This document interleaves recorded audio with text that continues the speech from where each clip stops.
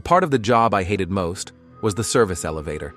It was tucked away in a back corridor meant only for staff, dimly lit and lined with pipes. The elevator itself was this heavy, industrial thing with scratched metal walls and a smell that was a mix of cleaning chemicals and rust. It was the only way to haul trash and supplies between floors, so I had to use it multiple times a night.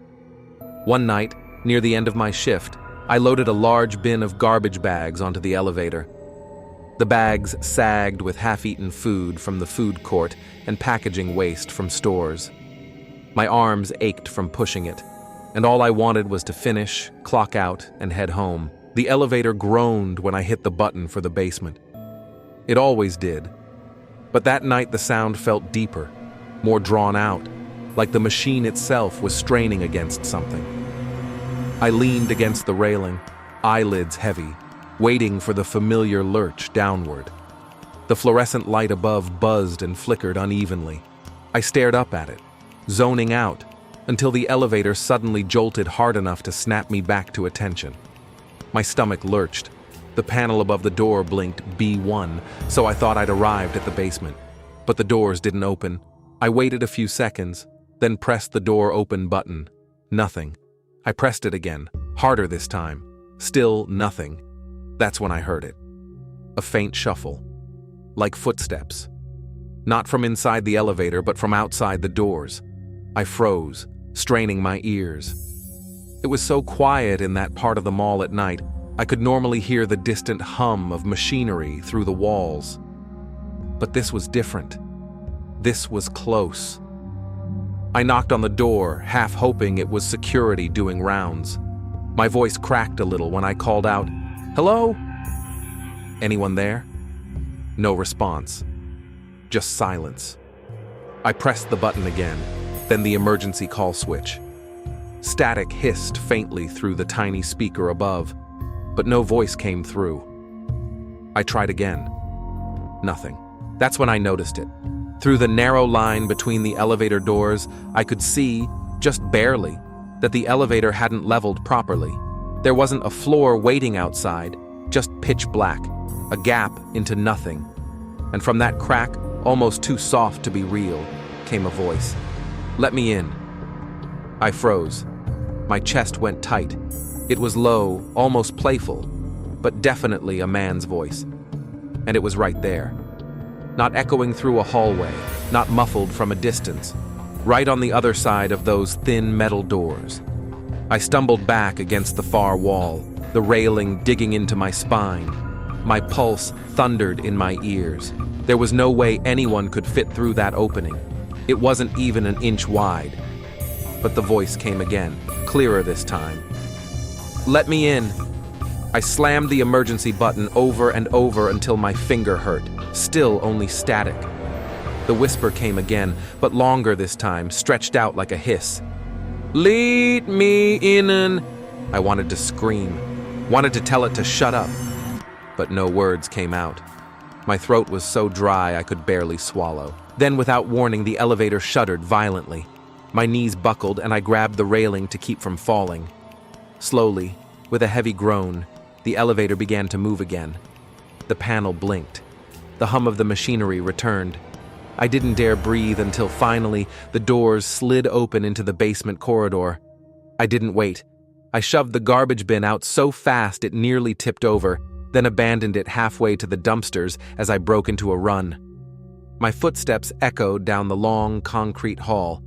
I didn't stop until I reached the far end where the exit door led outside to the loading dock. Only then did I glance back.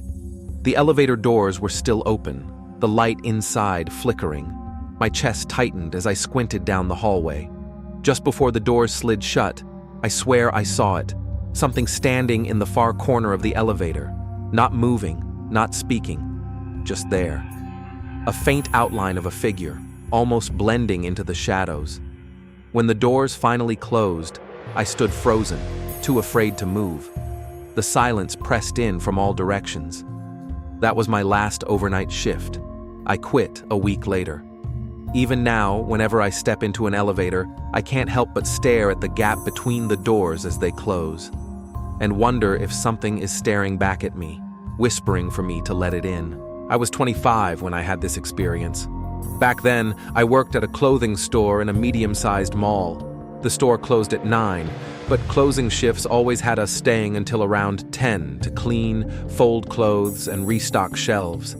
The mall would be almost completely empty by then, except for the last few stragglers and the occasional security guard making rounds.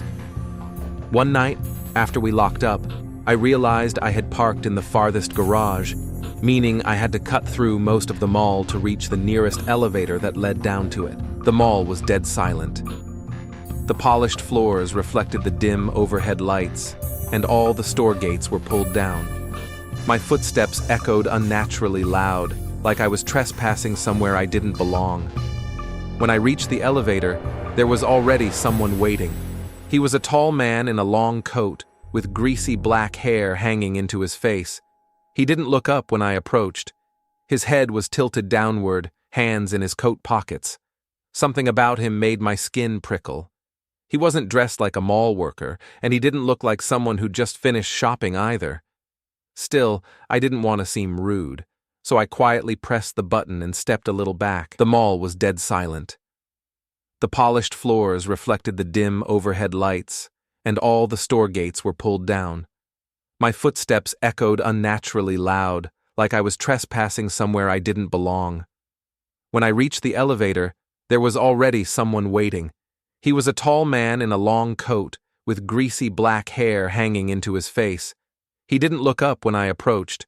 His head was tilted downward, hands in his coat pockets. Something about him made my skin prickle. He wasn't dressed like a mall worker, and he didn't look like someone who'd just finished shopping either.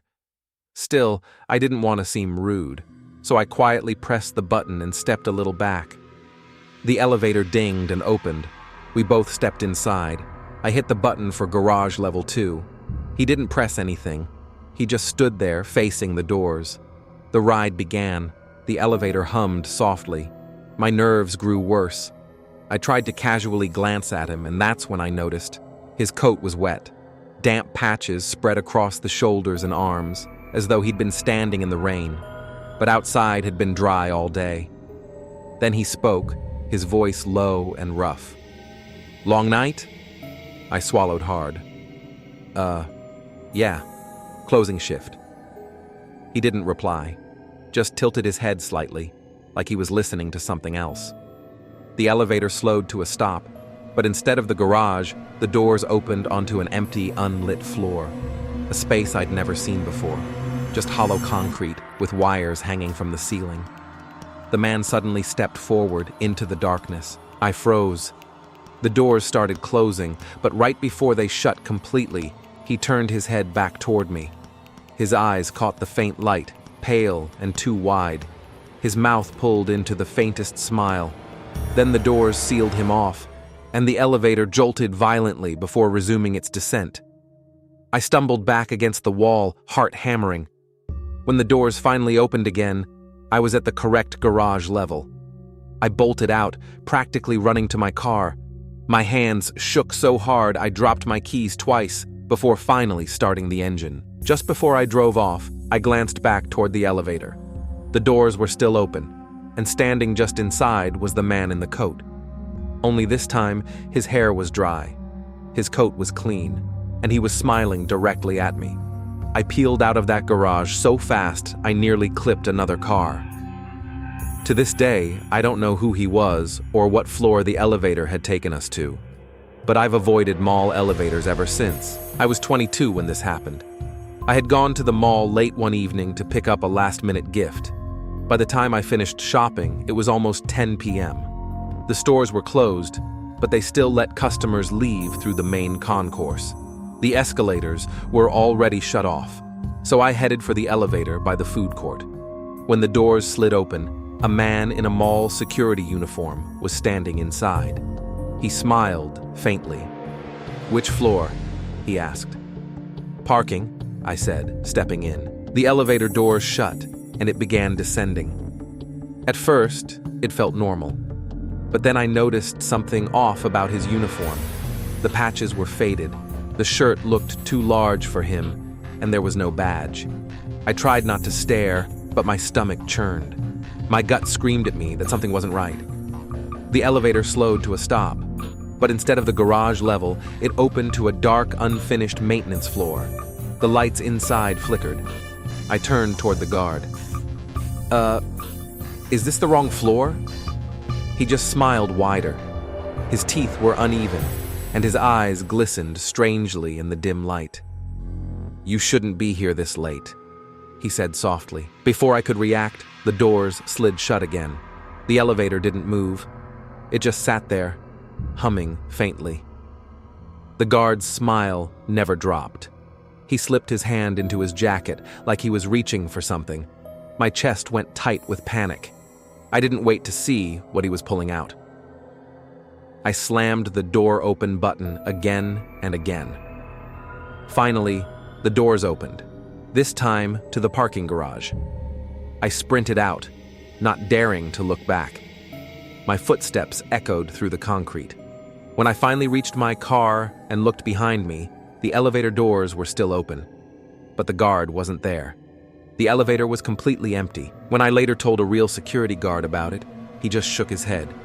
"We've had people say that before," he muttered, "but no one's been assigned to that floor in years."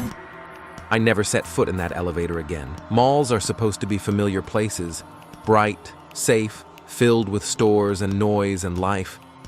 But when the lights dim, when the crowds vanish, and when the only sound left is the creak of an elevator carrying you deeper into the empty building, it's not hard to feel like you're trapped in something much older, much darker than you realized. So if you ever find yourself alone in a mall elevator late at night, pay attention to the silence. Pay attention to the cracks in the doors, and whatever you do, don't let anyone in.